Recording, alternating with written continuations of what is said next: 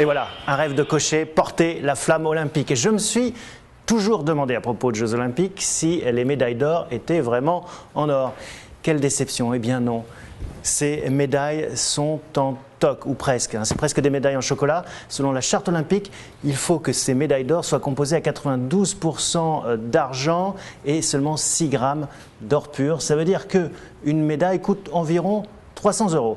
Quand on sait qu'un athlète qui va aller à Londres va coûter à la collectivité 34 000 €, eh bien, il faudrait que chaque athlète rapporte une centaine de médailles pour être rentable. Voilà pour les pays qui participent, mais il y a aussi le pays organisateur, bien sûr la Grande-Bretagne. La Grande-Bretagne qui investit autour de 20 milliards d'euros dans l'organisation de ces Jeux et de la bouche même de David Cameron, le Premier ministre. Elle en retirera autour de 16 milliards d'euros sur 4 ans.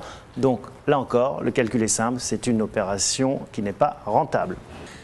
Alors bien sûr, le sport ne se limite pas à sa seule dimension économique. Allez-vous me dire, et vous avez 1000 fois raison, il y a d'autres valeurs en jeu comme le dépassement de soi, l'ouverture sur le reste du monde, l'apprentissage du fair play ou encore le divertissement pour des dizaines de millions d'êtres humains tout autour de cet événement.